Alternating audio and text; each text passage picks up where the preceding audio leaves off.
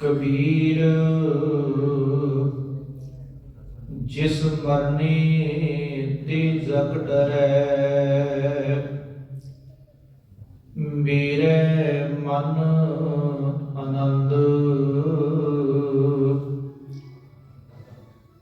मरने ही ते पाइयै पूरन परमानंद।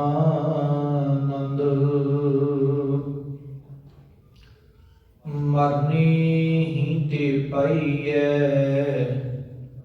पूरन परमानंद। परम सन्मानयोग दीन दुनिया के मालिक धन धन श्री गुरु ग्रंथ साहिब जी की पावन पवित्र गोद अंदर जो बैठे सतसंगी जरूर आगे हाँ। सतगुरां की अपार रहमत बख्शिश का सदका ये सुभागियां घड़ियां सानूं प्राप्त हो रही ने। उन्हां शहीदां दी महान शहादत नूं सजदा करदे होया 5 दिन का सुभागा समा सानूं प्राप्त होया। अज दूसरे दिन के दौरान की परमता है। आओ सतगुरां के चरणां विच हाज़रियां भर के अपने जीवन दीयां घड़ियां नूं सफला करन दा यतन करिए। विचारां दी परमता तो पहला सतगुरां द्वारा बख्शिश की हुई फतेह नाल सांझ पाइए। कोई भी रसना वांझी ना रहे। गज के बुलाओ फतेह। वाहिगुरू जी का खालसा वाहिगुरू जी की फतेह। कल रोज आपां ने विचार श्रवण कीते सन कि वो किहड़े कारण ने औरंगजेब सतगुरां दे घर नाल वैर वाली भावना रखदा। क्योंकि सतगुरां दा औरंगजेब दे नाल दुनियावी कोई झगड़ा नहीं है। धन गुरु तेग बहादुर महाराज दिल्ली की धरती ते शहादत का जाम पींदे ने, पर धन गुरु गोबिंद सिंह महाराज सिखां दे अंदर चढ़दी कला का भाव भरदे ने कि किते सिखां दे मनां दे अंदर अजिही भावना ना बन आवे कि असीं उस हुकूमत का डर अपने मन अंदर बिठा लईए। समुची गुरबाणी सानूं मानसिक तौर पर तगड़ा करती है। 2 खुराकां ने, एक है शरीर की खुराक ते दूसरी है साडे मन की खुराक। ज्यों मंदिर को थामे थमन त्यों गुर का शब्द मने अस्थमन। जिवें कि छत थमां दे आसरे ते खड़ी है, इसी तरह साडा जिहड़ा मन है वो गुरु शब्द के आसरे ते खड़ा है। धन गुरु गोबिंद सिंह महाराज हुण सिखां दे अंदर जुरत पैदा करने वास्ते रंजीत नगारा बनाउंदे ने। होले महल्ले का त्योहार शुरू किया जाता है। सिख आपस में 2 टोलियां बना के जंगी अभ्यास करते हैं। जिहड़ा जित जाता है सतगुरु उन्होंने इनाम दिंदे ने, सम्मानित करते हैं।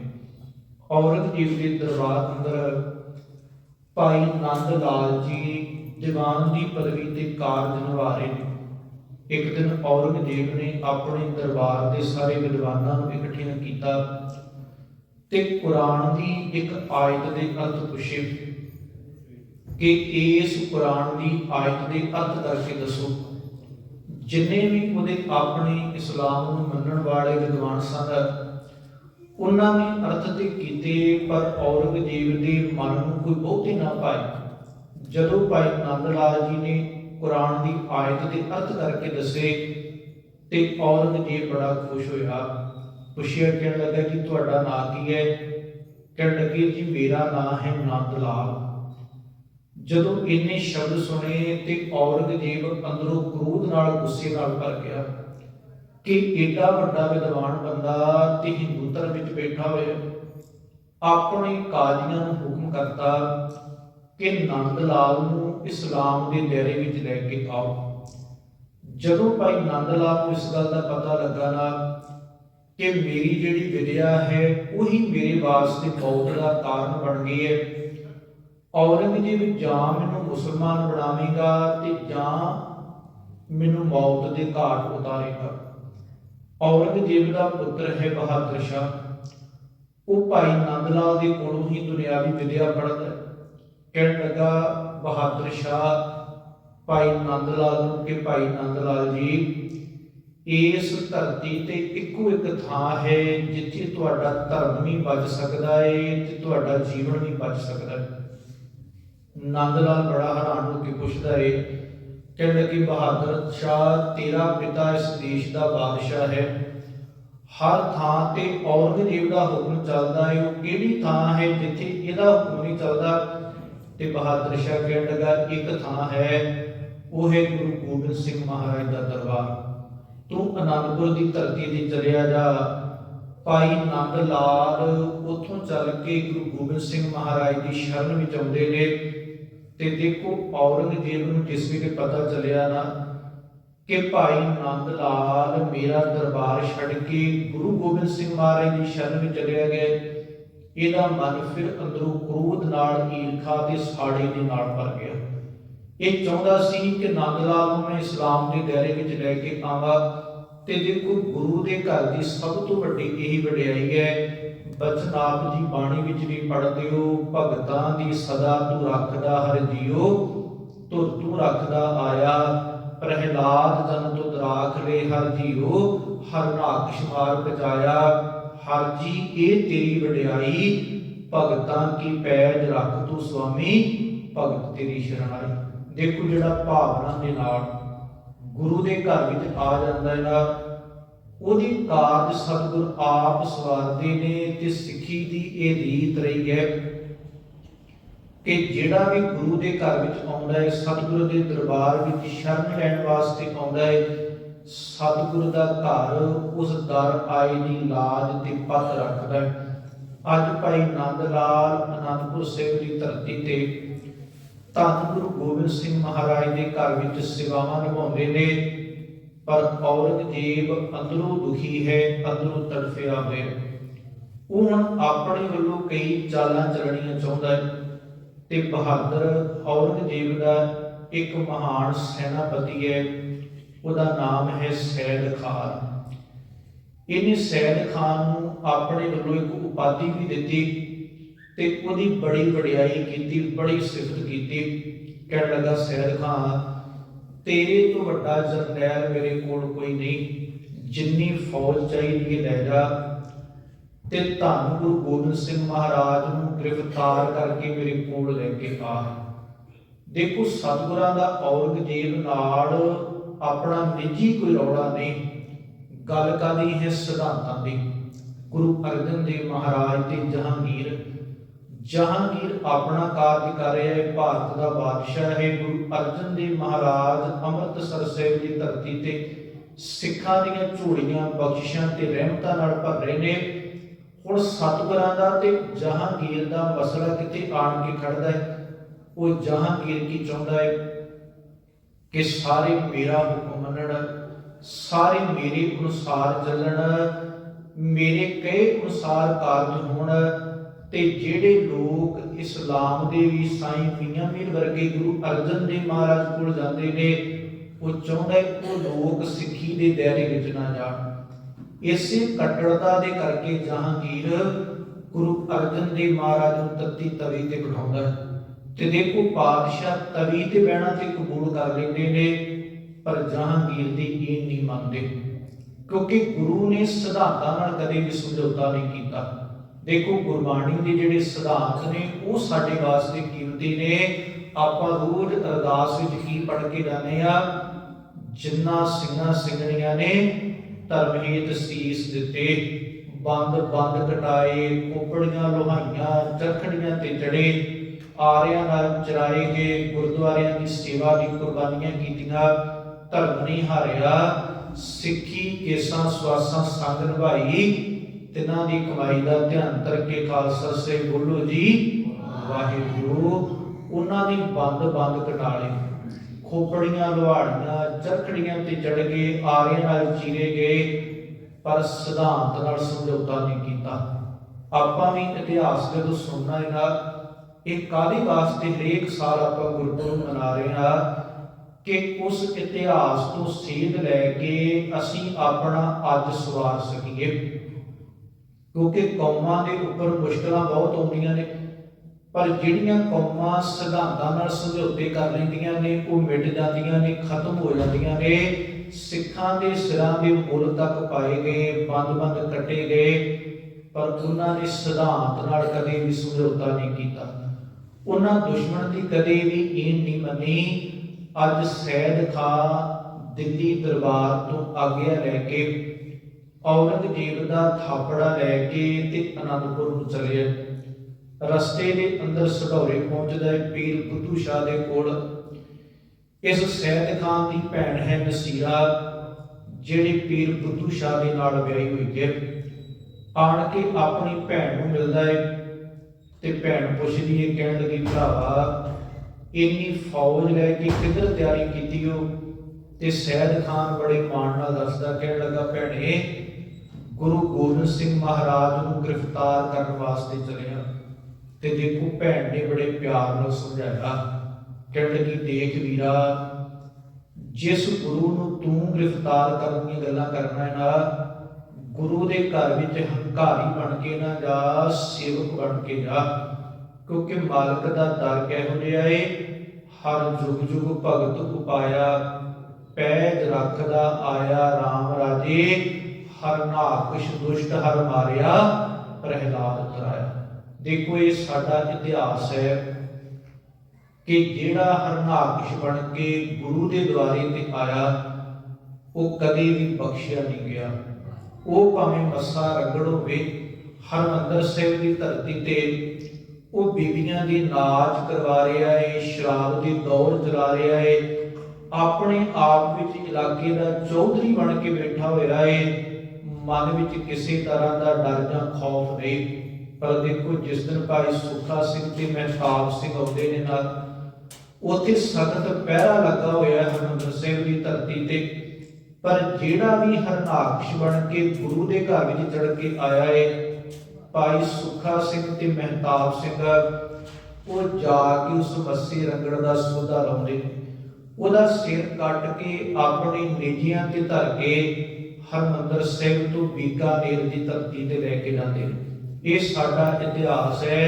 वो फिर भावें इंदिरा गांधी कदे अपनी फौजा लैके आई होवे, जिस वेले इंदिरा गांधी आउंदी है उन्होंने भी उहदे सलाहकारां ने कहा इहो जिहा पाप ना करी।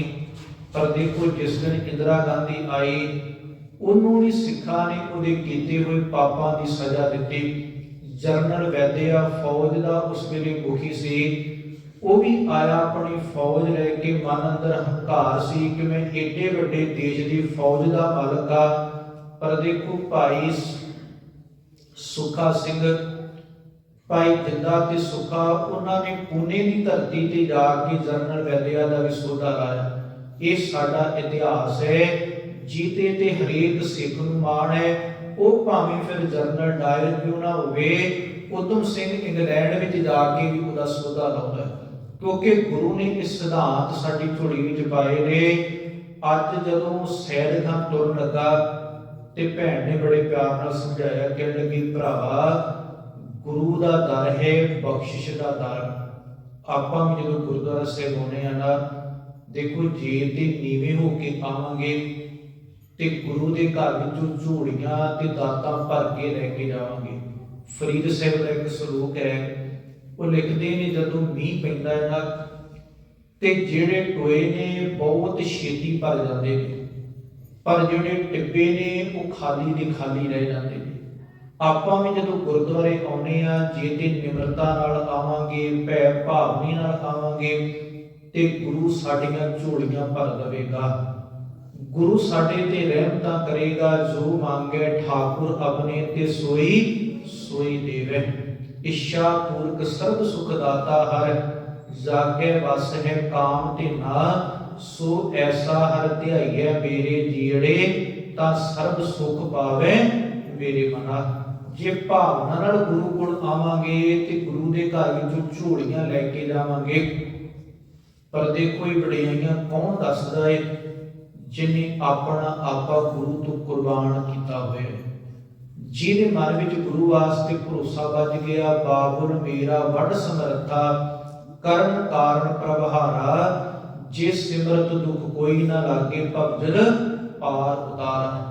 ਉਹ ਭੈਣ ਕੀ ਕਹਿੰਦੀ ਹੈ, ਦੇਖ ਭਰਾਵਾ, ਨਾਰਾਇਣ ਨਰਪਤ ਨਮਸਕਾਰੇ, ਐਸੇ ਗੁਰੂ ਕੋ ਬਲ ਬਲ ਜਾਈਏ, ਆਪ ਮੁਕਤ ਮੋਹਿ ਤਾਰੇ। ਕਹਿਣ ਲੱਗੇ ਵੀਰਾ, ਗੁਰੂ ਤੋਂ ਤੇ ਕੁਰਬਾਨ ਜਾਈਦਾ ਹੈ। ਭੰਗਾਣੀ ਦੇ ਯੁੱਧ ਅੰਦਰ ਦੇਖੋ ਉਹ ਪਹਾੜੀ 22 ਧਾਰ ਦੇ ਰਾਜੇ, ਜਿਨ੍ਹਾਂ ਨੂੰ ਗੁਰੂ ਹਰਗੋਬਿੰਦ ਪਾਤਸ਼ਾਹ ਗਵਾਲੀਅਰ ਦੇ ਕਿਲੇ ਵਿੱਚੋਂ ਰਿਹਾ ਕਰਕੇ ਲੈ ਕੇ ਆਉਂਦੇ ਨੇ, ਉਹਨਾਂ ਹੀ ਪਹਾੜੀ ਰਾਜਿਆਂ ਦੀਆਂ ਅਗਲੀਆਂ ਪੀੜ੍ਹੀਆਂ ਇੰਨੀਆਂ ਅਕਿਰਤਕਣ ਹੋ ਜਾਂਦੀਆਂ ਨੇ ਕਿ ਗੁਰੂ ਗੋਬਿੰਦ ਸਿੰਘ ਮਹਾਰਾਜ ਦੇ ਵਿਰੁੱਧ ਫੌਜ ਲੈ ਕੇ ਆਉਂਦੀਆਂ ਨੇ। ਪੀਰ ਬੁੱਧੂ ਸ਼ਾਹ ਨੇ ਧੰਨ ਗੁਰੂ ਗੋਬਿੰਦ ਸਿੰਘ ਮਹਾਰਾਜ ਦੀ ਫੌਜ ਅੰਦਰ 500 ਪਠਾਣਾਂ ਨੂੰ ਭਰਤੀ ਕਰਵਾਇਆ। ਉਹਨਾਂ ਦੇ ਵਿੱਚੋਂ ਜਿਹੜੇ 400 ਪਠਾਨ ਸਨ, ਉਹ ਪਹਾੜੀ ਰਾਜਿਆਂ ਦੇ ਨਾਲ ਜਾ ਕੇ ਰਲ ਗਏ। ਇੱਕ ਕਾਲੇ ਖਾਂ ਸੌਜਮਾਨਾਂ ਨੂੰ ਨਾਲ ਲੈ ਕੇ ਤੇ ਸਤਿਗੁਰਾਂ ਦੇ ਨਾਲ ਰਿਹਾ। ਜਿਸ ਵੇਲੇ ਪੀਰ ਬੁੱਧੂ ਸ਼ਾਹ ਨੂੰ ਪਤਾ ਚੱਲਿਆ ਕਿ ਮੇਰੇ ਭੇਜੇ ਹੋਏ 500 ਪਠਾਨਾਂ ਵਿੱਚੋਂ 400 ਪਠਾਨ ਪਹਾੜੀ ਰਾਜੇ ਨਾਲ ਰਲ ਗਏ ਤੇ ਆਪ 4 ਪੁੱਤਰਾਂ ਨੂੰ ਨਾਲ ਲੈ ਕੇ 700 ਮਰੀਦਾਂ ਨੂੰ ਨਾਲ ਲੈ ਕੇ ਗੁਰੂ ਗੋਬਿੰਦ ਸਿੰਘ ਮਹਾਰਾਜ ਦੀ ਮਦਦ ਵਾਸਤੇ ਭੰਗਾਣੀ ਦੇ ਯੁੱਧ ਵਿੱਚ ਆਉਂਦੇ।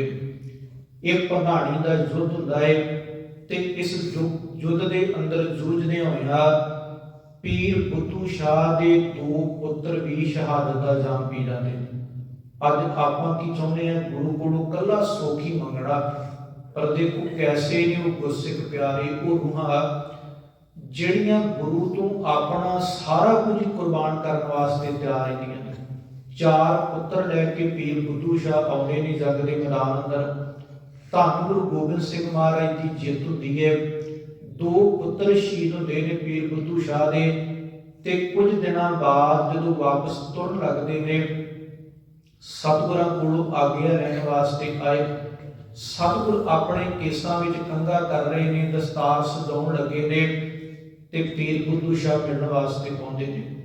ਸਾਹਿਬ ਨੇ ਬੜੀਆਂ ਵਡਿਆਈਆਂ, ਬੜੀਆਂ ਬਖਸ਼ਿਸ਼ਾਂ ਕੀਤੀਆਂ ਤੇ ਕਹਿਣ ਲੱਗੇ, ਪੀਰ ਬੁੱਧੂ ਸ਼ਾਹ, ਗੁਰੂ ਨਾਨਕ ਦਾ ਘਰ ਹੈ, ਤੁਹਾਡੇ 2 ਪੁੱਤਰ ਸ਼ਹੀਦ ਹੋਏ ਨੇ, ਜੋ ਮੰਗਣਾ ਹੈ ਮੰਗ ਲਓ। ਤੇ ਦੇਖੋ 2 ਪੁੱਤਾਂ ਨੂੰ ਸ਼ਹੀਦ ਕਰਾਉਣ ਤੋਂ ਬਾਅਦ ਉਹ ਪੀਰ ਬੁੱਧੂ ਸ਼ਾਹ ਕੀ ਮੰਗ ਰਿਹਾ ਹੈ। ਕਹਿਣ ਲੱਗਾ, ਪਾਤਸ਼ਾਹ ਜੇ ਤਰੁੱਟਿਓ ਤੇ ਇੱਕ ਕਿਰਪਾ ਕਰਿਓ, ਆ ਕੇਸਾਂ ਸਮੇਤ ਕੰਘਾ ਬਖਸ਼ ਦਿਓ। ਆਪਣੇ 2 ਪੁੱਤਰਾਂ ਨੂੰ ਸ਼ਹੀਦ ਕਰਵਾ ਕੇ ਉਹ ਮੰਗ ਕਾਹਦੀ ਮੰਗ ਰਿਹਾ ਹੈ, ਗੁਰੂ ਕੋਲੋਂ ਕੇਸਾਂ ਦੀ ਦਾਤ ਮੰਗ ਰਿਹਾ ਹੈ। ਤੇ ਆਪਾਂ ਵੀ ਰੋਜ਼ ਅਰਦਾਸ ਜਦੋਂ ਗੁਰੂ ਕੋਲੋਂ ਮੰਗਦੇ ਆ ਨਾ ਕਿ ਸਿੱਖਾਂ ਨੂੰ ਸਿੱਖੀ ਦਾਨ, ਕੇਸ ਦਾਨ, ਰਹਿਤ ਦਾਨ, ਵਿਵੇਕ ਦਾਨ, ਵਿਸਾਹ ਦਾਨ, ਦਾਨਾ ਸਰਦਾਨ, ਨਾਮ ਦਾਨ, ਅੰਮ੍ਰਿਤਸਰ ਸਾਹਿਬ ਦੇ ਇਸ਼ਨਾਨ, ਅਸੀਂ ਗੁਰੂ ਕੋਲੋਂ ਰੋਜ਼ ਕੇਸਾਂ ਦੀ ਦਾਤ ਮੰਗ ਕੇ ਜਾਂਦੇ ਆ। ਤੇ ਸਾਹਿਬ ਨੇ ਕਿਹਾ, ਜਦੋਂ ਗੁਰੂ ਦੇ ਦੁਆਰੇ ਤੇ ਆਵੇਂ ਨਾ ਤੇ ਇਹ ਵੀ ਗੱਲ ਦਾ ਚੇਤਾ ਰੱਖਿਆ ਕਰ ਕਿ ਗੁਰੂ ਕੋਲੋਂ ਮੰਗਣਾ ਕੀ ਹੈ, ਮੰਗਣਾ ਮੰਗਣ ਨੀਕਾ, ਹਰ ਜਸ ਗੁਰ ਤੇ ਮੰਗਣਾ। ਧੰਨ ਗੁਰੂ ਗੋਬਿੰਦ ਸਿੰਘ ਮਹਾਰਾਜ ਦੇ ਘਰ ਅੰਦਰ ਹੀ ਇੱਕ ਸਿੱਖ ਸੇਵਾ ਕਰਦਾ ਜਿਹਦਾ ਨਾਮ ਹੈ ਭਾਈ ਰੂਪਾ। ਬੜੇ ਪਿਆਰ ਦੇ ਨਾਲ ਗੁਰੂ ਦੇ ਘਰ ਵਿੱਚ ਸੇਵਾ ਨਿਭਾਉਂਦੇ ਨੇ। ਇੱਕ ਦਿਨ ਸੇਵ ਤਰੁੱਠੀ ਪੂਰਬ ਰਾਇਆ, ਕਹਿਣ ਲੱਗੇ, ਭਾਈ ਰੂਪੇ, ਤੇਰੇ ਤੇ ਬਹੁਤ ਪ੍ਰਸੰਨ ਹੋਏ ਆ, ਜੋ ਮੰਗਣਾ ਹੀ ਮੰਗ ਲਾ। ਤੇ ਦੇਖੋ ਸੇਵਾ ਕਰਨ ਤੇ ਆਪਾਂ ਵੀ ਸਾਰੇ ਆਉਂਦੇ ਆ, ਪਰ ਸਾਡੀ ਸੇਵਾ ਕਿਹੋ ਜਿਹੀ ਹੈ, ਸੇਵਾ ਥੋੜੀ ਮੰਗਣ ਬਹੁਤਾ। ਆਪਾਂ ਥੋੜੀ ਜੀ ਸੇਵਾ ਬਦਲੇ ਕਹਿੰਦੇ ਆ ਬਹੁਤ ਕੁਝ ਮਿਲ ਜੇ, ਪਰ ਸਿਰ ਦੀ ਆਖਦੇ ਨੇ ਸਤਿਗੁਰ ਕੀ ਸੇਵਾ ਸਫਲ ਹੈ, ਜੇ ਕੋ ਕਰੇ ਚਿਤ ਲਾਏ, ਮਨ ਚਲਿਆ ਫਲ ਪਾਵਣਾ, ਹਉਮੈ ਵਿੱਚੋਂ ਜਾਏ। ਉਹ ਸਿੱਖ ਗੁਰੂ ਦੇ ਘਰ ਵਿੱਚ ਸੇਵਾ ਨਿਭਾਉਂਦਾ। ਸਿੱਖ ਨੇ ਕੋਲ ਬੁਲਾਇਆ, ਭਾਈ ਰੂਪੇ, ਜੋ ਮੰਗਣਾ ਹੀ ਮੰਗ ਲਾ। ਤੇ ਬੇਨਤੀ ਕੀਤੀ, ਪਾਤਸ਼ਾਹ ਜੇ ਤਰੁੱਟੇ ਹੋ ਨਾ, ਕੁਝ ਦਿਨਾਂ ਦਾ ਮੌਕਾ ਦੇ ਦਿਓ, ਪਰਿਵਾਰ ਦੇ ਜੀਆਂ ਨਾਲ ਵੀ ਸਲਾਹ ਕਰ ਲਵਾਂ ਕਿ ਗੁਰੂ ਕੋਲੋਂ ਮੰਗਣਾ ਕੀ ਹੈ। ਹੁਣ ਘਰ ਗਿਆ, ਜਾ ਕੇ ਘਰ ਵਾਲੀ ਨਾਲ ਸਲਾਹ ਕਰਦਾ। ਕਹਿਣ ਲੱਗਾ, ਭਗਵਾਨੇ, ਸਤਿਗੁਰੂ ਬਹੁਤ ਪ੍ਰਸੰਨ ਹੋਏ ਨੇ, ਦੱਸ ਗੁਰੂ ਕੋਲੋਂ ਕੀ ਮੰਗਾ। ਤੇ ਜਿੰਨੀ ਕੋ ਘਰ ਵਾਲੀ ਕੋਲ ਮਤ ਸੀ, ਕਹਿਣ ਲੱਗੀ, ਜੀ ਘਰ ਵਿੱਚ ਪੁੱਤਰ ਦੀ ਦਾਤ ਨਹੀਂ, ਗੁਰੂ ਕੋਲੋਂ ਪੁੱਤਰ ਦੀ ਦਾਤ ਮੰਗ ਲਓ। ਆਪਣੇ ਭਰਾਵਾਂ ਕੋਲ ਗਿਆ, ਜਾ ਕੇ ਉਹਨਾਂ ਦੀ ਵੀ ਸਲਾਹ ਲੈਂਦਾ। ਭਰਾਵਾਂ ਨੂੰ ਕਹਿਣ ਲੱਗਾ ਸਤਿਗੁਰੂ ਬਹੁਤ ਪ੍ਰਸੰਨ ਹੋਏ ਨੇ, ਕੀ ਮੰਗਾ? ਤੇ ਭਰਾ ਕਹਿਣ ਲੱਗੇ ਗੁਰੂ ਕੋਲੋਂ ਜ਼ਮੀਨ ਮੰਗ ਲਾ, ਅਸੀਂ ਖੇਤੀਬਾੜੀ ਕਰਾਂਗੇ, ਤੂੰ ਆਰਾਮ ਨਾਲ ਬੈਠ ਕੇ ਪ੍ਰਸ਼ਾਦਾ ਛਕੀ। ਆਪਣੇ ਮਿੱਤਰਾਂ ਕੋਲ ਗਿਆ, ਜਾ ਕੇ ਮਿੱਤਰਾਂ ਦੀ ਵੀ ਸਲਾਹ ਲੈਂਦਾ। ਕਹਿਣ ਲੱਗਾ ਸਤਿਗੁਰੂ ਬਹੁਤ ਪ੍ਰਸੰਨ ਹੋਏ ਨੇ, ਕੀ ਮੰਗਾ? ਤੇ ਮਿੱਤਰ ਕਹਿਣ ਲੱਗੇ ਗੁਰੂ ਕੋਲੋਂ ਫੌਜਾਂ ਮੰਗ ਲਾ, ਤੈਨੂੰ ਰਾਜਾ ਬਣਾ ਦੇਵਾਂਗੇ। ਘਰ ਦੇ ਅੰਦਰ ਇੱਕ ਧੀ ਹੈ ਜਿਹੜੀ ਆਪ ਗੁਰੂ ਗ੍ਰੰਥ ਸਾਹਿਬ ਮਹਾਰਾਜ ਦੀ ਬਾਣੀ ਪੜ੍ਹਦੀ ਹੈ।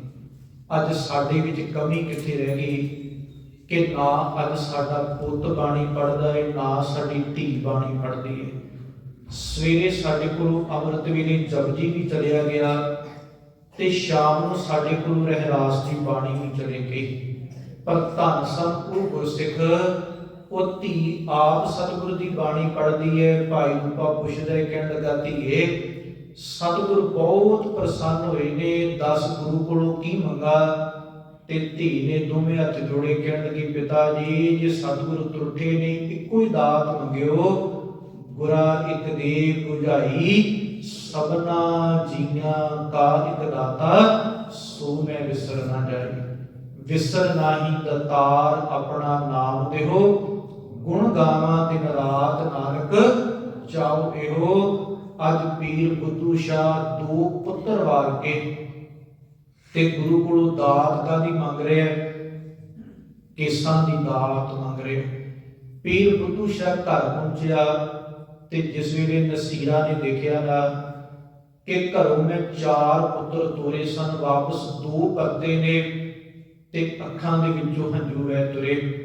ਪੀਰ ਬੁੱਧੂ ਸ਼ਾਹ ਨੇ ਹੌਸਲਾ ਦਿੱਤਾ, ਕਹਿਣ ਲੱਗੇ ਭਰੀਏ ਮੈਂ ਗੁਰੂ ਨਾਨਕ ਦੇ ਘਰ ਤੋਂ, ਗੁਰੂ ਗੋਬਿੰਦ ਸਿੰਘ ਮਹਾਰਾਜ ਦੇ ਦਰਬਾਰ ਤੋਂ 2 ਪੁੱਤਰ ਕੁਰਬਾਨ ਕਰਕੇ ਆਇਆ।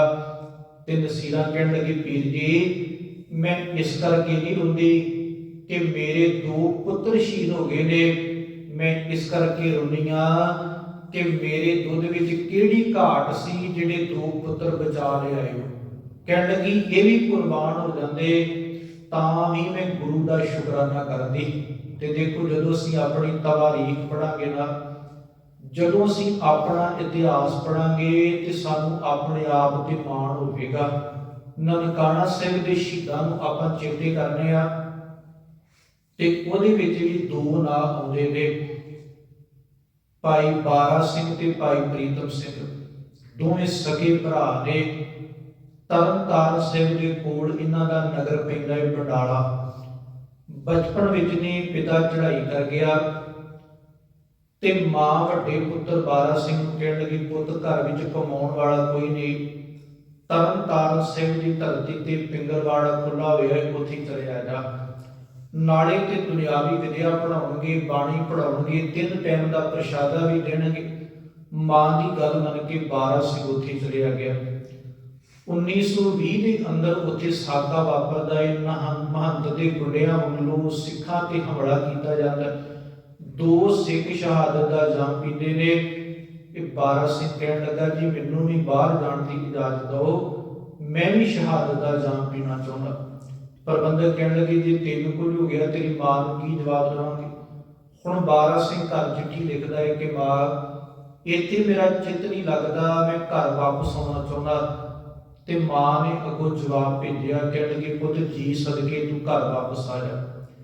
20 ਕੁ ਸਾਲਾਂ ਦੀ ਉਮਰ ਹੈ ਬਾਰਾ ਸਿੰਘ ਦੀ, 18 ਕੁ ਸਾਲਾਂ ਦਾ ਹੈ ਪ੍ਰੀਤਮ ਸਿੰਘ। ਦੋਵੇਂ ਭਰਾ ਹੁਣ ਘਰ ਵਿੱਚ ਰਹਿੰਦੇ ਨੇ। ਕੁਝ ਦਿਨਾਂ ਬਾਅਦ ਪ੍ਰੀਤਮ ਸਿੰਘ ਦੇ ਨਾਂ ਤੇ ਇੱਕ ਚਿੱਠੀ ਆਈ। ਬੜੇ ਚਾਅ ਨਾਲ ਵੱਡੇ ਭਰਾ ਨੂੰ ਲੈ ਕੇ ਗਿਆ ਕਿ ਵੀਰ ਜੀ ਤੁਸੀਂ ਪੜ੍ਹੇ ਹੋਏ ਹੋ, ਦੱਸੋ ਕੀ ਲਿਖਿਆ। ਜਦੋਂ ਚਿੱਠੀ ਖੋਲ ਕੇ ਪੜ੍ਹੀ ਉਹਦੇ ਵਿੱਚ ਸ਼ਬਦ ਸਨ ਕਿ ਪ੍ਰੀਤਮ ਸਿੰਘ ਨਨਕਾਣਾ ਸਾਹਿਬ ਨੂੰ ਆਜ਼ਾਦ ਕਰਾਉਣ ਵਾਸਤੇ ਇੱਕ ਜਥਾ ਜਾ ਰਿਹਾ ਤੇ ਜੇ ਗੁਰੂ ਦੀਆਂ ਖੁਸ਼ੀਆਂ ਲੈਣੀਆਂ ਏ ਉਸ ਜਥੇ ਵਿੱਚ ਆਣ ਕੇ ਸ਼ਾਮਲ ਹੋ। ਦੋਵੇਂ ਭਰਾ ਬੜੇ ਖੁਸ਼ ਹੋਏ। ਵੱਡਾ ਛੋਟੇ ਨੂੰ ਕਹਿੰਦਾ ਏ ਤੁਸੀਂ ਘਰ ਰਹੋ, ਮਾਂ ਦੀ ਸੇਵਾ ਕਰੋ, ਜਥੇ ਨਾਲ ਮੈਂ ਜਾਵਾਂਗਾ। ਬਾਰਾ ਸਿੰਘ ਛੋਟੇ ਨੂੰ ਕਹਿੰਦਾ ਤੂੰ ਘਰ ਰਹਿ, ਜਥੇ ਨਾਲ ਮੈਂ ਜਾਵਾਂਗਾ। ਦੋਵੇਂ ਭਰਾ ਝਗੜਦੇ ਨੇ। ਉਧਰੋਂ ਮਾਂ ਆਈ, ਪੁੱਛਿਆ, ਕਹਿਣ ਲੱਗੀ ਪੁੱਤ ਝਗੜਾ ਕਿਸ ਗੱਲ ਦਾ? ਕਹਿਣ ਲੱਗੀ ਮਾਂ ਨਨਕਾਣਾ ਸਾਹਿਬ ਨੂੰ ਆਜ਼ਾਦ ਕਰਾਉਣ ਵਾਸਤੇ ਜਥਾ ਜਾ ਰਿਹਾ ਤੇ ਮਾਂ ਕਹਿਣ ਲੱਗੀ ਪੁੱਤ ਝਗੜਦੇ ਕਿਉਂ ਜੇ, ਦੋਵੇਂ ਭਰਾ ਚਲੇ ਜਾਓ। ਜਦੋਂ ਇੰਨੇ ਸ਼ਬਦ ਸੁਣੇ ਨਾਲ ਕਹਿਣ ਲੱਗੀ ਮਾਂ ਜੇ ਸਾਨੂੰ ਕੁਝ ਹੋ ਗਿਆ, ਤੇ ਮਾਂ ਕਹਿਣ ਲੱਗੀ ਪੁੱਤ ਮੇਰੀ ਪਰਵਾਹ ਨਾ ਕਰੋ। ਦੋਵੇਂ ਭਰਾ ਜੱਥੀ ਨਾਲ ਗਏ। 1921 ਦੇ ਅੰਦਰ ਉਸ ਸਾਕਾ ਵਾਪਰਿਆ। ਪਿੰਡ ਵਿੱਚ ਖਬਰ ਪਹੁੰਚ ਗਈ ਕਿ ਪਿੰਡ ਦੇ 2 ਨੌਜਵਾਨ ਸ਼ਹਾਦਤ ਦਾ ਜਾਮ ਪੀ ਗਏ। ਦੇਖੋ ਮਾਂ ਨੂੰ ਪਤਾ ਚੱਲਿਆ, ਮਾਂ ਵੀ ਆਈ, ਕਹਿਣ ਲੱਗੀ ਮੈਨੂੰ ਵੀ ਪਤਾ ਚੱਲਿਆ ਮੇਰੇ 2 ਪੁੱਤਰ ਸ਼ਹੀਦ ਹੋਏ ਨੇ, ਆਓ ਆਪਾਂ ਗੁਰਦੁਆਰੇ ਚਲੀਏ, ਮੈਂ ਘਰੋਂ ਕੜਾਹ ਪ੍ਰਸ਼ਾਦੀ ਦੇਗ ਬਣਾ ਕੇ ਲਿਆਵਾਂ। ਸਾਰਾ ਪਿੰਡ ਹੁਣ ਗੁਰਦੁਆਰੇ ਇਕੱਠਾ ਹੋਇਆ। ਮਾਂ ਨੇ ਘਰੋਂ ਕੜਾਹ ਪ੍ਰਸ਼ਾਦੀ ਦੇਗ ਬਣਾਈ ਹੈ ਤੇ ਜਦੋਂ ਗੁਰਦੁਆਰੇ ਪਹੁੰਚੇ ਗ੍ਰੰਥੀ ਸਿੰਘ ਨੂੰ ਕਹਿਣ ਲੱਗੀ ਬਾਬਾ ਜੀ ਅੱਜ ਅਰਦਾਸ ਮੈਂ ਆਪ ਕਰਨਾ ਚਾਹੁੰਦੀ ਹਾਂ। ਕਹਿਣ ਲੱਗੀ ਮਾਂ ਜੀ ਸਦਕੇ। ਹੁਣ ਮਾਂ ਨੇ ਗਲ ਵਿੱਚ ਪੱਲਾ ਪਾਇਆ, ਗੁਰੂ ਗ੍ਰੰਥ ਸਾਹਿਬ ਮਹਾਰਾਜ ਦੀ ਹਜ਼ੂਰੀ ਵਿੱਚ ਖਲੋ ਕੇ ਉਹ ਮਾਂ ਅਰਦਾਸ ਕਰਦੀ ਹੈ। ਅਖੀਰਲੇ ਸ਼ਬਦ ਸਨ, ਕਹਿਣ ਲੱਗੀ ਧੰਨ ਗੁਰੂ ਗੋਬਿੰਦ ਸਿੰਘ ਮਹਾਰਾਜ ਮੇਰੇ 2 ਪੁੱਤਰ ਸ਼ਹੀਦ ਹੋਏ ਨੇ, ਮੈਂ ਆਪਣੇ ਵਾਸਤੇ ਤੇਰੇ ਕੋਲੋਂ ਕੁਝ ਨਹੀਂ ਮੰਗਦੀ, ਮੇਰੀ ਇੱਕੋ ਹੀ ਅਰਦਾਸ ਹੈ ਕਿ ਸਿੱਖੀ ਦੇ ਵਿਹੜੇ ਵਿੱਚੋਂ ਮੇਰੇ ਵਰਗੀਆਂ ਮਾਵਾਂ ਨਾ ਮੁੱਕਣ। ਕਹਿਣ ਲੱਗੀ ਪੰਥ ਤੇ ਇੱਕ ਕਿਰਪਾ ਕਰੀ ਕਿ ਪੰਥ ਵਿੱਚੋਂ ਸੁਚੱਜੀਆਂ ਮਾਵਾਂ ਨਾ ਮੁੱਕਣ।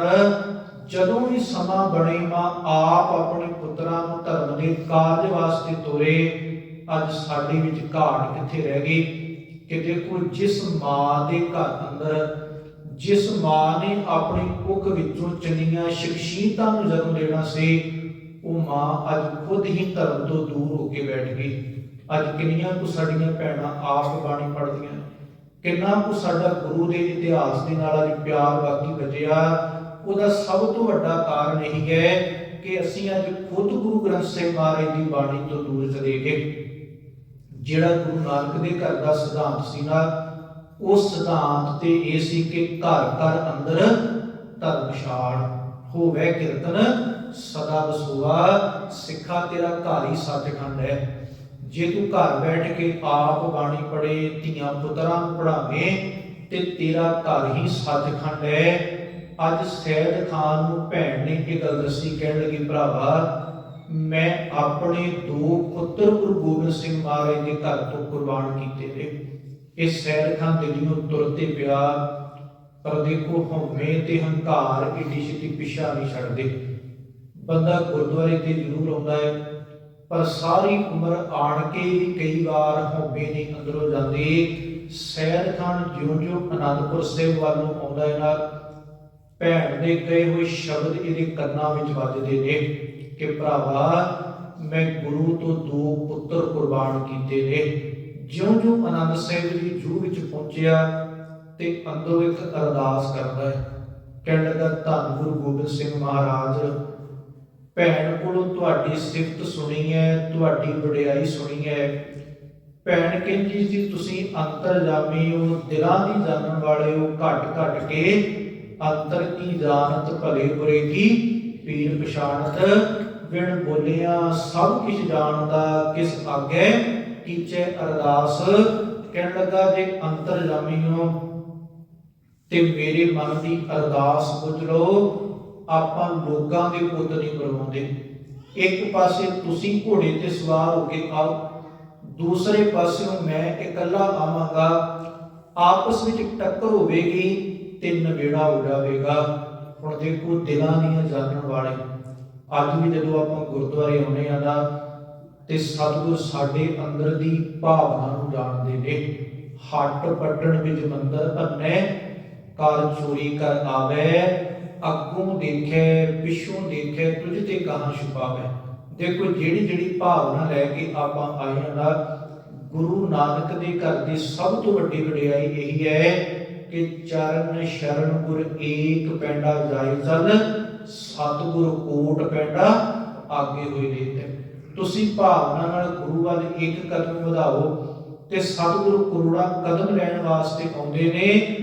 ਭਾਵਨੀ ਭਗਤ ਭਾਏ ਕੌਡੀ ਅਗਰ ਭਾਗ ਰੱਖੇ, ਸਤਿਗੁਰ ਸਰਬ ਨਿਧਾਨ ਦਾਨ ਦੇਤੇ। ਕੋਈ ਭਾਵਨਾ ਨਾਲ ਗੁਰੂ ਦੇ ਘਰ ਵਿੱਚ ਇੱਕ ਕੌਡੀ ਵੀ ਲੈ ਕੇ ਆਵੇ ਤੇ ਦੇਖੋ ਸਤਿਗੁਰ ਦੇ ਘਰ ਵਿੱਚ ਉਹ ਵੀ ਮੁਬਾਰਕ ਹੈ। ਇੱਕ ਛੋਟੀ ਜਿਹੀ ਘਟਨਾ ਤੁਹਾਡੇ ਨਾਲ ਸਾਂਝੀ ਕਰਦੇ ਆ।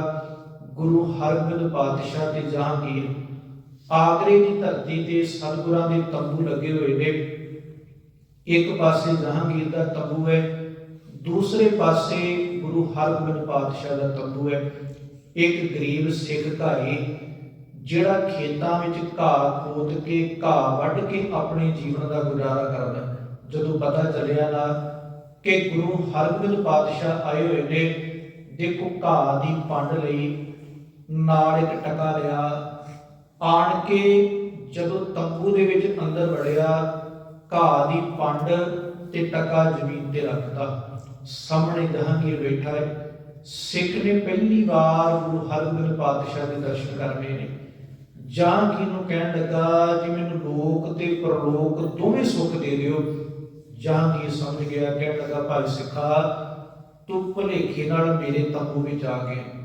ਮੈਂ ਇਸ ਦੇਸ਼ ਦਾ ਬਾਦਸ਼ਾਹ ਹਾਂ, ਕੋਈ ਦੁਨਿਆਵੀ ਸੁੱਖ ਚਾਹੀਦਾ ਤੇ ਮੰਗ ਲਾ। ਜੇ ਗੁਰੂ ਹਰਗੋਬਿੰਦ ਪਾਤਸ਼ਾਹ ਨੂੰ ਮਿਲਣਾ ਹੈ ਨਾ, ਲੋਕ ਤੇ ਪਰਲੋਕ ਦੇ ਦੋਵੇਂ ਸੁੱਖ ਲੈਣੇ ਨੇ, ਉਹ ਗੁਰੂ ਹਰਗੋਬਿੰਦ ਪਾਤਸ਼ਾਹ ਕੋਲ ਮਿਲਦੇ ਨੇ। ਜਦੋਂ ਸਿੱਖ ਤੁਰਨ ਲੱਗਾ ਨਾ, ਆਪਣੀ ਘਾਹ ਦੀ ਪੰਡ ਤੇ ਟਕਾ ਚੁੱਕ ਲਿਆ। ਜਹਾਂਗੀਰ ਬੜਾ ਹੈਰਾਨ ਹੋਇਆ, ਕਹਿਣ ਲੱਗਾ ਭਲਿਆ ਬਾਦਸ਼ਾਹਾਂ ਦੇ ਅੱਗੇ ਰੱਖੀਆਂ ਪਿਢਾਵਾਂ ਚੁੱਕੀ ਦੀਆਂ ਨੇ, ਇਹ ਬਾਦਸ਼ਾਹ ਦੀ ਨਰਾਦਰੀ ਹੈ, ਤੁਹੀਨ ਹੈ।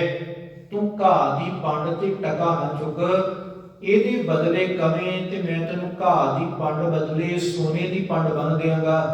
ਪਰ ਸਿੱਖ ਨੇ ਬੜੇ ਪਿਆਰੇ ਸ਼ਬਦ ਕਹੇ, ਕਹਿਣ ਲੱਗੇ ਜਹਾਂਗੀਰ ਇਸ ਘਾਹ ਦੀ ਪੰਡ ਤੇ ਟਕੇ ਦੀ ਕੀਮਤ ਤੂੰ ਨਹੀਂ ਪਾ ਸਕਦਾ।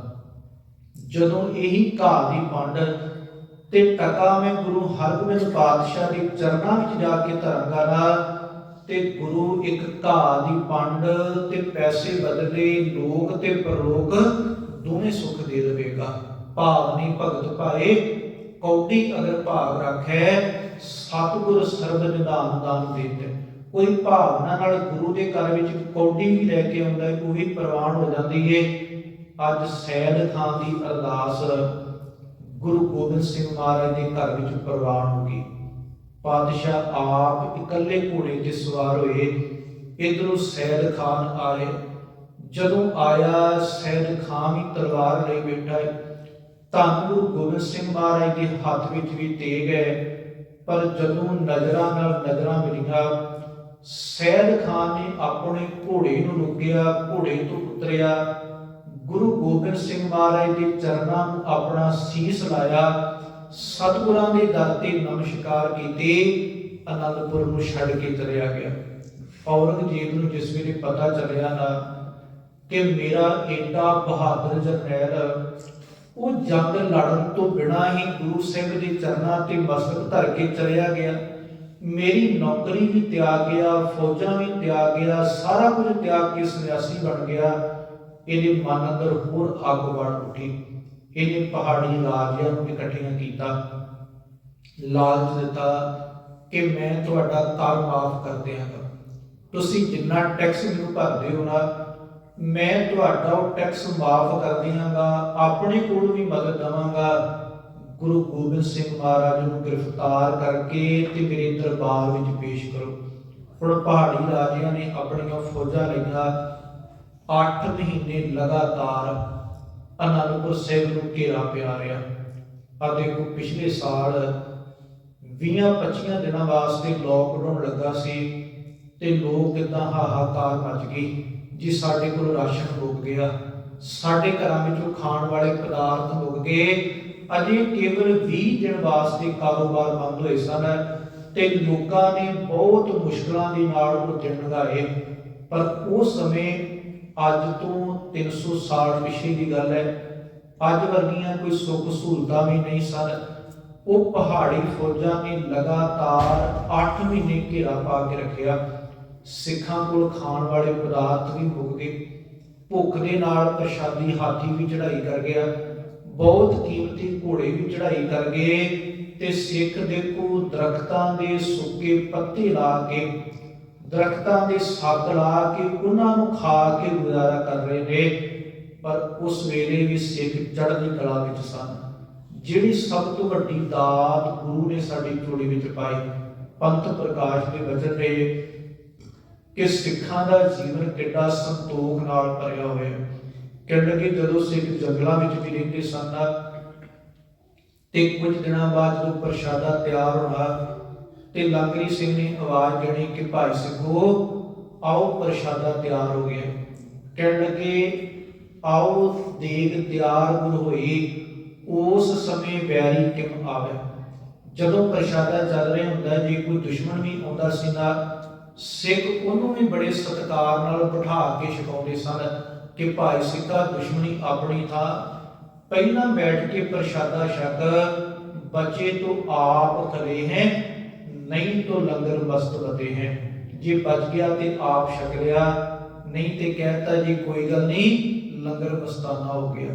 क्योंकि इस सिख के अंदर का भरोसा से अज इन्ने सुखां विच रह के भी देखो साडे कोल रहण वास्ते वधिया घर है, वधिया कोठियां, आउण जाण वास्ते वधिया गड्डियां, जमीनां जायदादां, गुरु ने सब दातां साडी झोली विच पाईआं, पर अज भी साडे कोल सिक्खी नहीं कमाई जा रही। अज भी आपां अंदरों दुखी होके बैठे आ। बंदा कहंदा जी किहड़ा टाइम होवे ते परिवार समेत मेरा कनेडा दा वीजा लग जाए, मैं कनेडा जाके सौखा हो जाना। पर बाणी ने की कहा, सुख नाही बहुते धन खाटे, सुख नाही पेके नृत नाटे, सुख नाही बहु देश कमाए।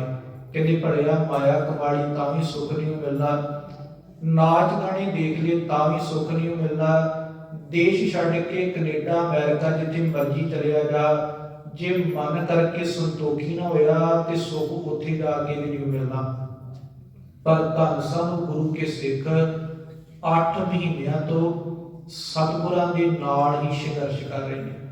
प्रशादा पानी खत्म होता जा रहा है, सिख पहाड़ी फौजां ते जाके हमला करते हैं, राशन पानी लैके आउंदे ने ते कुछ सिख उस युद्ध विच ही शहीद हो जाते हैं। आखिर पहाड़ी राजियां ने एक विਉਂਤ बनाई, कहण लगे 8 महीने हो गए उਡੀकदे आ, एक स्कीम लाइए कि एक हाथी नूं शराब पिया के ਉਹਦੇ ਸਰੀਰ ਤੇ ਲੋਹੇ ਦੀਆਂ ਤਵੀਆਂ ਬੰਨ੍ਹ ਕੇ ਉਹਨੂੰ ਕਿਲੇ ਦੇ ਦਰਵਾਜ਼ੇ ਵੱਲ ਭੇਜਿਆ ਜਾਵੇ। ਜਦੋਂ ਸ਼ਰਾਬ ਦੇ ਨਸ਼ੇ ਦੇ ਅੰਦਰ ਉਹ ਹਾਥੀ ਜਾ ਕੇ ਕਿਲੇ ਦੇ ਦਰਵਾਜ਼ੇ ਨੂੰ ਟੱਕਰ ਮਾਰੇਗਾ, ਦਰਵਾਜ਼ਾ ਟੁੱਟ ਜਾਵੇਗਾ ਤੇ ਆਪਾਂ ਅੰਦਰ ਜਾ ਕੇ ਹਮਲਾ ਕਰ ਦਿਆਂਗੇ ਤੇ ਸਤਿਗੁਰਾਂ ਨੂੰ ਗ੍ਰਿਫਤਾਰ ਕਰ ਲਵਾਂਗੇ। ਸੋਈ ਨੇ ਸਤਿਗੁਰਾਂ ਤੱਕ ਵੀ ਖਬਰ ਪਹੁੰਚਾਈ ਕਿ ਪਾਤਸ਼ਾਹ ਉਹ ਪਹਾੜੀ ਰਾਜੇ ਇਸ ਤਰ੍ਹਾਂ ਦੀਆਂ ਵਿਉਂਤਾਂ ਘੜ ਰਹੇ ਨੇ। पर जदों सतगुरां नूं पता चलता है तो सतगुरु दुनी चंद नूं थापड़ा दिंदे ने। कहण लगे भी साडा हाथी है, उस हाथी का मुकाबला दुनी चंद करेगा। दुनी चंद शरीर करके बहुत तगड़ा है, पर जदों दुनी चंद रात नूं इकल्ला बैठदा है ना ते मन करके डर जाता है। कई बार बंदा शरीर करके बड़ा तगड़ा हुंदा है पर मन करके कमजोर पै जाता है। दुनी चंद की सोच रहा है कि मैं लड़ना है, पर देखो हाथी का मुकाबला गुरु की बख्शिश ने करना है। इसे साल ही आप पंजा साहिब का साका मना के हटे हैं। देखो जदों इतिहास को अपने बच्चों तक पहुँचावांगे ना तो सानू माण होवेगा अपने आप ते। पंजा साहिब का साका आप सारे ने सरवण किया कि उस समय जदों जैतों का गुरु के बाग का मोर्चा लगा तो जिहड़े सिख गुरु के बाग के मोर्चे में शामिल होते सन, अंग्रेज सिपाही डांगा मारते सन, कुटते सन, घोड़ियां के पौड़ां दे नाल लताड़े जाते सन ते गिरफ्तार करके रेल गड्डी भर के वख-वख थावां ते भेज दिता जाता सी। एक रेल गड्डी भरी गई सिख कैदियां दे नाल, उन्हें अमृतसर तो चल के ते रावलपिंडी पहुंचना है। जदों सिखां नूं पता चलिया ना कि साडे सिख भरा जिहड़े कई दिनां दे भुखे ने, उन्होंने पंजा साहिब दे स्टेशन तो रेल गड्डी अगे जानी है ते लंगर तैयार किया। गुरु साहिब के चरणों में अरदास की कि पातशाह असीं अपने भरावां दी सेवा करनी चाहुंदे हां। अरदास विच रोज मंग के जाने आ ना, सेई प्यारे बेल जिन्ना मिलिया तेरा नाम जित आवे। सिख ते सिख दा आपस विच किड्डा प्यार है। आ देखो जदों किसानी मोर्चा लगा ते जदों सिख दिल्ली की धरती ते पहुंचे ਤੇ ਜਿਹੜਾ ਸਿੱਖ ਪੰਜਾਬ ਬੈਠਾ ਉਹ ਵੀ ਮੋਰਚੇ ਵਿੱਚ ਸ਼ਾਮਲ ਹੈ, ਪਰ ਜਿਹੜੇ ਵਿਦੇਸ਼ਾਂ ਵਿੱਚ ਬੈਠੇ ਨੇ ਉੱਥੇ ਬੈਠੇ ਵਿਰੋਧ ਕਰੀ ਜਾ ਰਹੇ ਸਨ, ਕਿਉਂਕਿ ਵਡਿਆਈ ਹੈ ਗੁਰੂ ਨਾਨਕ ਦੇ ਘਰ ਦੀ। ਸਤਿਗੁਰਾਂ ਨੇ ਸਾਨੂੰ ਸਾਰਿਆਂ ਨੂੰ ਇੱਕ ਬਰਾਬਰ ਕੀਤਾ ਹੋਇਆ। ਹੁਣ ਰੇਲ ਗੱਡੀ ਗੁਜ਼ਰਨੀ ਹੈ ਤੇ ਸਿੱਖ ਲੰਗਰ ਤਿਆਰ ਕਰਦੇ ਨੇ।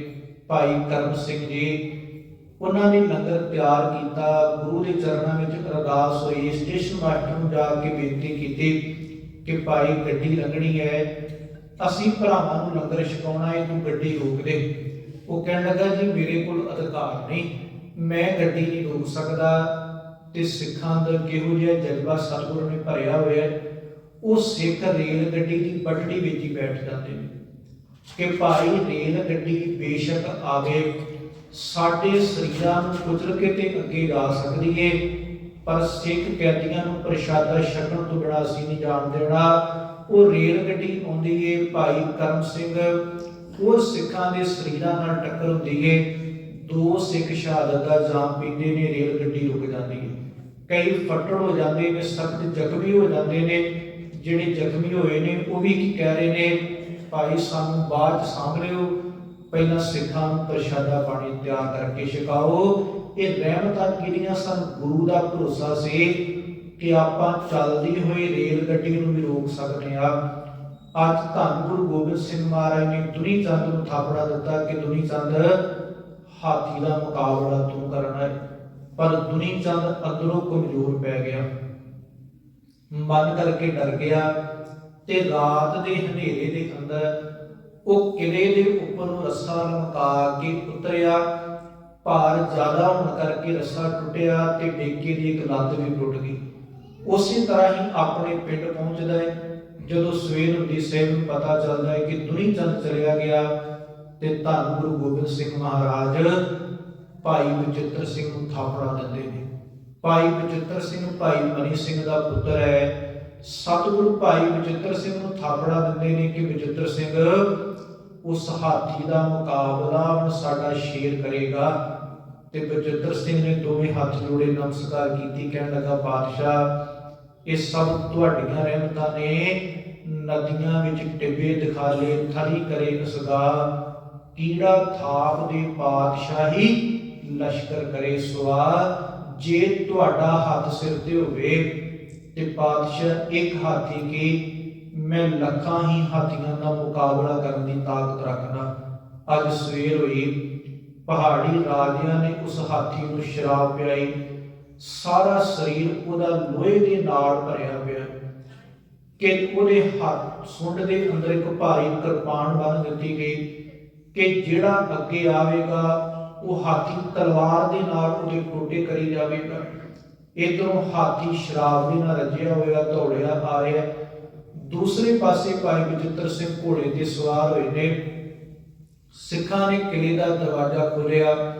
ਜਿਉਂ ਹੀ ਭਾਈ ਬਚਿੱਤਰ ਸਿੰਘ ਦਰਵਾਜ਼ੇ ਚੋਂ ਬਾਹਰ ਨਿਕਲੇ ਨੇ, ਸਾਹਮਣੇ ਉਹ ਹਾਥੀ ਦੌੜਿਆ ਆ ਰਿਹਾ, ਪਰ ਸਿੱਖ ਨੂੰ ਗੁਰੂ ਤੇ ਭਰੋਸਾ ਹੈ। ਹਾਥੀ ਦੇ ਸਾਹਮਣੇ ਜਾ ਕੇ ਨਾਗਨੀ ਬਰਸ਼ੇ ਦਾ ਵਾਰ ਕੀਤਾ। ਉਹ ਹਾਥੀ ਚੀਕਾਂ ਮਾਰਦੇ ਹੋਇਆ ਪਿਛਾਂ ਭੱਜ ਗਿਆ। ਪਹਾੜੀ ਰਾਜਿਆਂ ਦੀ ਇਹ ਵਿਉਂਤ ਵੀ ਫੇਲ ਹੋ ਗਈ। ਉਹ ਫਿਰ ਆਪਸ ਵਿੱਚ ਸ਼ਰਮਿੰਦਾ ਨੇ ਕਿ ਆਪਣੇ ਵੱਲੋਂ ਅਸੀਂ ਬੜੇ ਯਤਨ ਕੀਤੇ, ਪਰ ਗੁਰੂ ਗੋਬਿੰਦ ਸਿੰਘ ਮਹਾਰਾਜ ਨੂੰ ਜਿੱਤ ਨਾ ਸਕੇ। ਹੁਣ ਉਹਨਾਂ ਨੇ ਛਲ ਦਾ ਸਹਾਰਾ ਲਿਆ। ਇੱਕ ਕੁਰਾਨ ਦੇ ਉੱਪਰ ਔਰੰਗਜ਼ੇਬ ਦੇ ਦਸਤਖਤ ਕੀਤੇ ਗਏ। ਇੱਕ ਥਾਲ ਦੇ ਅੰਦਰ ਆਟੇ ਦੀ ਗਊ ਬਣਾਈ ਗਈ, ਗਾਇਤਰੀ ਮੰਤਰ ਰੱਖਿਆ ਗਿਆ, ਜਨੇਊ ਰੱਖਿਆ ਗਿਆ ਤੇ ਗੁਰੂ ਗੋਬਿੰਦ ਸਿੰਘ ਮਹਾਰਾਜ ਦੇ ਕੋਲ ਜਾ ਕੇ ਫਰਿਆਦ ਕਰਦੇ ਨੇ, ਪਾਤਸ਼ਾਹ ਅਸੀਂ ਆਪਣੇ ਧਾਰਮਿਕ ਚਿੰਨ੍ਹਾਂ ਦੀ ਕਸਮ ਖਾ ਕੇ ਆਖਦੇ ਆ ਕਿ ਤੁਸੀਂ ਇੱਕ ਵਾਰ ਆਨੰਦਪੁਰ ਦਾ ਕਿਲਾ ਛੱਡ ਜਾਓ, ਔਰੰਗਜ਼ੇਬ ਦੇ ਸਾਹਮਣੇ ਸਾਡੀ ਰਹਿ ਜੇ। ਇੰਨੀਆਂ ਫੌਜਾਂ 8 ਮਹੀਨੇ ਤੋਂ ਘੇਰਾ ਪਾ ਕੇ ਬੈਠੀਆਂ ਹੋਈਆਂ ਨੇ। ਪਾਤਸ਼ਾਹ ਅਸੀਂ ਤੁਹਾਡੇ ਨਾਲ ਵਾਅਦਾ ਕਰਨੇ ਆ ਕਿ ਅਸੀਂ ਤੁਹਾਡੇ ਤੇ ਹਮਲਾ ਨਹੀਂ ਕਰਾਂਗੇ। ਧੰਨ ਗੁਰੂ ਗੋਬਿੰਦ ਸਿੰਘ ਮਹਾਰਾਜ ਨੇ ਬੜਾ ਪਿਆਰਾ ਜਵਾਬ ਦਿੱਤਾ। ਕਹਿਣ ਲੱਗੇ ਭਾਈ ਕਿਲਾ ਛੱਡ ਕੇ ਜਾਣਾ ਜਾਂ ਨਾ ਜਾਣਾ ਵੱਖਰੀ ਗੱਲ ਹੈ, ਪਰ ਤੁਸੀਂ ਆਪਣੇ ਧਰਮ ਦੇ ਧਾਰਮਿਕ ਚਿੰਨ੍ਹ ਲੈ ਕੇ ਆਇਓ। ਇਹੀ ਧਾਰਮਿਕ ਚਿੰਨ੍ਹ ਮੈਂ ਆਪਣੇ ਖਾਲਸੇ ਨੂੰ ਦਿੱਤੇ ਨੇ। ਦੇਖੋ ਗੁਰੂ ਨੇ ਸਾਨੂੰ ਵੀ ਧਰਮ ਦੇ ਚਿੰਨ੍ਹ ਦਿੱਤੇ ਨੇ। ਆਪਾਂ ਵੀ ਤਨ ਤੇ ਕਿਰਪਾਨ ਪਾਈ ਹੋਈ ਹੈ, ਕੇਸ ਨੇ, ਕੰਘਾ ਹੈ, ਕੜਾ ਹੈ, ਕਛਹਿਰਾ ਹੈ। ਇਹ ਕੀ ਹੈ? ਸਾਡੇ ਧਰਮੀ ਹੋਣ ਦੇ ਚਿੰਨ੍ਹ ਨੇ। ਤੇ ਅਸਲੀ ਧਰਮੀ ਕਦੋਂ ਬਣਿਆ ਜਾਣਾ? ਕੇਵਲ ਕੱਲੇ ਚਿੰਨ੍ਹ ਧਾਰਨ ਕਰਨ ਨਾਲ ਕਿਸੇ ਨੇ ਧਰਮੀ ਨਹੀਂ ਬਣ ਜਾਣਾ। ਬਾਣੀ ਦਾ ਪਾਵਨ ਗੁਰਵਾਕ ਹੈ, ਮਨ ਮੈਂ ਕ੍ਰੋਧ ਮਹਾ ਅਹੰਕਾਰਾ, ਪੂਜਾ ਕਰੇ ਬਹੁਤ ਵਿਸਤਾਰਾ, ਕਰ ਇਸ਼ਨਾਨ ਤਨ ਚੱਕਰ ਬਣਾਏ, ਅੰਤਰ ਕੀ ਮਲ ਕਭੀ ਨਾ ਜਾਏ। ਕਹਿੰਦੇ ਬਾਹਰੋਂ ਤੇ ਬੰਦਾ ਧਰਮੀ ਬਹੁਤ ਸੌਖਾ ਬਣ ਜਾਂਦਾ, ਪਰ ਦੇਖੋ ਧਰਮ ਕਮਾਉਣਾ ਪੈਣਾ ਹੈ। ਪਹਿਲਾਂ ਆਪਾਂ ਬਾਹਰੋਂ ਧਰਮੀ ਬਣਨਾ ਹੈ, ਗੁਰੂ ਵਾਲੇ ਬਣਨਾ ਹੈ, ਫਿਰ ਗੁਰੂ ਦੇ ਚਰਨਾਂ ਵਿੱਚ ਅਰਦਾਸ ਕਰਨੀ ਹੈ ਕਿ ਪਾਤਸ਼ਾਹ ਕਿਰਪਾ ਕਰੀ, ਹੁਣ ਸਾਡੇ ਅੰਦਰ ਨੂੰ ਵੀ ਰਹਿਮਤ ਦੇਵੀਂ ਕਿ ਅਸੀਂ ਮਨ ਕਰਕੇ ਵੀ ਧਰਮੀ ਬਣ ਸਕੀਏ, ਅਸੀਂ ਮਨ ਕਰਕੇ ਵੀ ਤੇਰੇ ਹੋ ਸਕੀਏ। ਧੰਨ ਗੁਰੂ ਗੋਬਿੰਦ ਸਿੰਘ ਮਹਾਰਾਜ ਕਿਵੇਂ ਅਨੰਦਪੁਰ ਦਾ ਕਿਲਾ ਛੱਡ ਕੇ ਸਰਸਾ ਨੂੰ ਪਾਰ ਕਰਕੇ ਚਮਕੌਰ ਦੀ ਕੜੀ ਵਿੱਚ ਪਹੁੰਚਦੇ ਨੇ। ਇਹ ਵਿਚਾਰਾ ਆਪਾਂ ਕੱਲ ਰੋਜ਼ ਨੂੰ ਸਰਵਣ ਕਰਾਂਗੇ। ਸਤਿਗੁਰੂ ਸਾਡੇ ਸਾਰਿਆਂ ਦੇ ਸਿਰ ਤੇ ਮਿਹਰ ਭਰਿਆ ਹੱਥ ਰੱਖਣ। ਇੱਕ ਛੋਟੀ ਜਿਹੀ ਬੇਨਤੀ ਕਰਕੇ ਸਮਾਪਤੀ ਕਰਾਂ। ਅਨੰਦਪੁਰ ਸਾਹਿਬ ਦੀ ਧਰਤੀ ਤੇ ਦੀਵਾਨ ਸਜੇ ਹੋਏ ਹੈ। ਸਤਿਗੁਰੂ ਸਿੱਖਾਂ ਨੂੰ ਹੁਕਮ ਕਰਦੇ ਨੇ, ਭਾਈ ਸਿੱਖੋ ਜਾਓ ਇੱਕ ਬਾਟੇ ਵਿੱਚ ਪਾਣੀ ਲੈ ਕੇ ਆਓ। ਸਿੱਖ ਪਾਣੀ ਦੇ ਨਾਲ ਬਾਟੇ ਨੂੰ ਭਰ ਕੇ ਲੈ ਕੇ ਆਉਂਦੇ ਨੇ ਤੇ ਸੇਵਕ ਨੇ ਹੁਕਮ ਕੀਤਾ, ਇਹਦੇ ਵਿੱਚ 3 ਚੀਜ਼ਾਂ ਪਾਓ, ਪੱਥਰ, ਕੱਪੜਾ ਤੇ ਪਤਾਸਾ। ਗੁਰੂ ਦਾ ਹੁਕਮ ਮੰਨ ਕੇ ਤਿੰਨੇ ਚੀਜ਼ਾਂ ਉਸ ਬਾਟੇ ਵਿੱਚ ਪਾ ਦਿੱਤੀਆਂ ਗਈਆਂ। ਤੇ ਕੁਝ ਸਮੇਂ ਬਾਅਦ ਸੇਵਕ ਨੇ ਹੁਕਮ ਕੀਤਾ, ਭਾਈ ਹੁਣ ਪੱਥਰ ਨੂੰ ਬਾਹਰ ਕੱਢ ਲਓ। ਜਿਸ ਵੇਲੇ ਪੱਥਰ ਨੂੰ ਬਾਹਰ ਕੱਢਿਆ ਤੇ ਸੇਵਕ ਨੇ ਸਮਝਾਇਆ ਕਿ ਗੁਰੂ ਕੋਲ ਵੀ 3 ਤਰ੍ਹਾਂ ਦੇ ਲੋਕ ਆਉਂਦੇ ਨੇ। ਪਹਿਲੇ ਉਹ ਨੇ ਜਿਨ੍ਹਾਂ ਦਾ ਜੀਵਨ ਹੈ ਪੱਥਰ ਵਰਗਾ। ਪੱਥਰ ਨੂੰ ਪਾਣੀ ਵਿੱਚ ਪਾਇਆ ਪਰ ਉਹਨੇ ਪਾਣੀ ਦਾ ਪ੍ਰਭਾਵ ਨਹੀਂ ਕਬੂਲਿਆ। ਜਿਸ ਤਰ੍ਹਾਂ ਦਾ ਪਹਿਲਾਂ ਸਖਤ ਸੀ ਉਸੇ ਤਰ੍ਹਾਂ ਦਾ ਹੀ ਬਾਹਰ ਨਿਕਲ ਗਿਆ। ਸੇਵਕ ਨੇ ਕਿਹਾ ਹੁਣ ਕੱਪੜੇ ਨੂੰ ਬਾਹਰ ਕੱਢੋ। ਕੱਪੜੇ ਨੂੰ ਬਾਹਰ ਕੱਢਿਆ ਤੇ ਕੱਪੜਾ ਗਿੱਲਾ ਹੈ। ਸੇਵਕ ਕਹਿੰਦੇ ਦੂਸਰੇ ਉਹ ਲੋਕ ਨੇ ਜਿਨ੍ਹਾਂ ਦਾ ਜੀਵਨ ਹੈ ਕੱਪੜੇ ਵਰਗਾ। ਕੱਪੜੇ ਨੂੰ ਜਦੋਂ ਤੱਕ ਪਾਣੀ ਵਿੱਚ ਪਾਇਆ ਉਹਨੇ ਪਾਣੀ ਦਾ ਪ੍ਰਭਾਵ ਕਬੂਲਿਆ, ਕੱਢ ਕੇ ਬਾਹਰ ਰੱਖਿਆ ਤੇ ਕੁਝ ਘੰਟਿਆਂ ਬਾਅਦ ਫਿਰ ਪਹਿਲੇ ਵਾਲੀ ਅਵਸਥਾ 'ਚ ਆ ਗਿਆ। ਦੂਜੇ ਉਹ ਲੋਕ ਨੇ ਕਿ ਜਦੋਂ ਤੱਕ ਆਪਾਂ ਸੰਗਤ ਵਿੱਚ ਬੈਠਦੇ ਆ ਉਦੋਂ ਤੱਕ ਤੇ ਸਾਡੇ ਮਨ ਤੇ ਅਸਰ ਰਹਿੰਦਾ। ਹੁਣ ਸ਼ਹੀਦੀ ਦਿਹਾੜੇ ਦੇ ਨਾਲ ਹਰੇਕ ਦੇ ਸਟੇਟਸ ਦੇ ਉੱਪਰ ਸਾਹਿਬਜ਼ਾਦਿਆਂ ਦੀਆਂ ਫੋਟੋਆਂ ਲੱਗੀਆਂ ਹੋਈਆਂ। ਹਰੇਕ ਫੇਸਬੁੱਕ ਤੇ ਵੀ ਪੋਸਟਾਂ ਪਾ ਰਿਹਾ ਕਿ ਸ਼ਹੀਦੀ ਦਿਹਾੜੇ ਨੇ, ਠੰਡੇ ਬੁਰੇ ਦੀਆਂ ਫੋਟੋਆਂ, ਪਰ ਹਫ਼ਤੇ ਕੁ ਬਾਅਦ ਉਹ ਸਾਰਾ ਕੁਝ ਸਾਡੇ ਚੇਤੇ ਚੋਂ ਵਿਸਰ ਜਾਂਦਾ ਹੈ। ਸੇਵਕ ਕਹਿੰਦੇ ਗੁਰੂ ਦੇ ਘਰ ਵਿੱਚ ਪ੍ਰਵਾਨ ਕਿਹਨਾਂ ਨੇ ਹੋਣਾ ਹੈ? ਪਤਾਸੇ ਨੂੰ ਪਾਣੀ ਵਿੱਚ ਪਾਇਆ ਤੇ ਪਤਾਸਾ ਪਾਣੀ ਦਾ ਹੀ ਰੂਪ ਬਣ ਗਿਆ। ਗੁਰ ਕਿਰਪਾ ਜੇ ਨਰਕੋ ਕੀਨੀ ਤੇ ਇਹ ਜੁਗਤ ਪਛਾਨੀ, ਨਾਨਕ ਲੀਨ ਭਇਓ ਗੋਬਿੰਦ ਸਿਉ ਜੂ ਪਾਨੀ ਸੰਗ ਪਾਨੀ। ਗੁਰੂ ਨਾਨਕ ਦੇ ਘਰ ਦੀ ਸਭ ਤੋਂ ਵੱਡੀ ਵਡਿਆਈ ਇਹ ਹੈ ਕਿ ਗੁਰੂ ਨਾਨਕ ਸਾਹਿਬ ਦਾ ਸੇਵਕ ਹੈ ਭਾਈ ਲਹਿਣਾ। ਤੇ ਦੇਖੋ 7 ਸਾਲ ਗੁਰੂ ਦੇ ਘਰ ਵਿੱਚ ਸੇਵਾ ਕਰਦੇ ਨੇ ਤੇ ਸਤਿਗੁਰੂ ਭਾਈ ਲਹਿਣੇ ਤੇ ਰਹਿਮਤ ਕਰਕੇ ਆਪਣਾ ਹੀ ਰੂਪ ਬਣਾ ਦਿੰਦੇ ਨੇ। ਗੁਰੂ ਦੇ ਘਰ ਵਿੱਚ ਬਾਬਾ ਅਮਰਦਾਸ ਆਉਂਦੇ ਨੇ, 11 ਸਾਲ ਸੇਵਾ ਕਰਦੇ ਨੇ ਤੇ ਗੁਰੂ ਅੰਗਦ ਸਾਹਿਬ ਗੁਰੂ ਅਮਰਦਾਸ ਨੂੰ ਗੁਰਿਆਈ ਦੀ ਦਾਤ ਦੇ ਕੇ ਗੁਰੂ ਅਮਰਦਾਸ ਬਣਾ ਦਿੰਦੇ। ਗੁਰੂ ਅਮਰਦਾਸ ਮਹਾਰਾਜ ਦੇ ਘਰ ਅੰਦਰ ਇੱਕ ਅਨਾਥ ਬੱਚਾ ਆਉਂਦਾ ਹੈ। ਨਾ ਸਿਰ ਤੇ ਮਾਂ ਦਾ ਸਾਇਆ, ਨਾ ਪਿਤਾ ਦਾ ਸਾਇਆ, ਨਾ ਕੋਈ ਦੁਨਿਆਵੀ ਧਨ ਦੌਲਤ। 27 ਸਾਲ ਭਾਈ ਜੇਠਾ ਗੁਰੂ ਅਮਰਦਾਸ ਮਹਾਰਾਜ ਦੇ ਘਰ ਵਿੱਚ ਸੇਵਾ ਕਰਦੇ ਨੇ ਤੇ ਦੇਖੋ ਪਾਤਸ਼ਾਹ ਉਸੇ ਭਾਈ ਜੇਠੇ ਨੂੰ ਗੁਰਤਾ ਗੱਦੀ ਦੀ ਦਾਤ ਦੇ ਕੇ ਗੁਰੂ ਰਾਮਦਾਸ ਬਣਾ ਦਿੰਦੇ ਨੇ। ਆਪਾਂ ਵੀ ਜਦੋਂ ਗੁਰੂ ਕੋਲ ਆਵਾਂਗੇ ਭੈ ਭਾਵਨੀ ਦੇ ਨਾਲ, ਸਤਿਗੁਰੂ ਸਾਡੇ ਸਿਰ ਤੇ ਵੀ ਮਿਹਰ ਭਰਿਆ ਹੱਥ ਰੱਖਣ। ਅਸੀਂ ਵੀ ਸਤਿਗੁਰੂ ਦੀ ਬਾਣੀ ਨਾਲ ਜੁੜੀਏ, ਕੋਸ਼ਿਸ਼ ਕਰੀਏ। ਅੱਜ ਸਾਡੇ ਕੋਲ ਸਭਨਾਂ ਕੋਲ ਵਧੀਆ ਮੋਬਾਈਲ ਨੇ, ਮੋਬਾਈਲ ਤੋਂ ਵੀ ਆਪਾਂ ਬਾਣੀ ਪੜ੍ਹ ਸਕਦੇ ਹਾਂ। ਉੱਪਰ ਗੁਰਬਾਣੀ ਦੀ ਪੰਕਤੀ ਲਿਖੀ ਹੋਈ ਹੈ, ਥੱਲੇ ਉਹਦੇ ਅਰਥ ਲਿਖੇ ਹੋਏ ਨੇ। ਰੋਜ਼ ਜ਼ਿਆਦਾ ਨਹੀਂ ਤੇ ਘੱਟੋ ਘੱਟ 10 ਮਿੰਟ 15 ਮਿੰਟ ਆਪ ਪੜ੍ਹੀਏ, ਧੀਆਂ ਪੁੱਤਰਾਂ ਨੂੰ ਪੜ੍ਹਾਈਏ, ਤਾਂ ਹੀ ਸਾਡਾ ਜਿਹੜਾ ਆਉਣ ਵਾਲਾ ਕੱਲ ਹੈ ਉਹ ਸੁਖਦਾਈ ਤੇ ਆਨੰਦਮਈ ਹੋਵੇਗਾ। ਆਪ ਸਮੂਹ ਸੰਗਤਾਂ ਦਾ ਤਹਿ ਦਿਲ ਤੋਂ ਧੰਨਵਾਦ। ਵਿਚਾਰਾਂ ਦੀ ਸਾਂਝ ਕਰਦੇ ਹੋਈਆਂ ਅਨੇਕਾਂ ਪ੍ਰਕਾਰ ਦੀਆਂ ਗਲਤੀਆਂ ਬਖਸ਼ ਲੈਣੀਆਂ। ਅੰਤ ਵਿੱਚ ਬੁਲਾਓ ਫਤਿਹ। ਵਾਹਿਗੁਰੂ ਜੀ ਕਾ ਖਾਲਸਾ, ਵਾਹਿਗੁਰੂ ਜੀ ਕੀ ਫਤਿਹ। ਰਾਮ ਕਲੀ ਮਹਿਲਾ ਤੀਜਾ। ਆਨੰਦ ਏਕੋ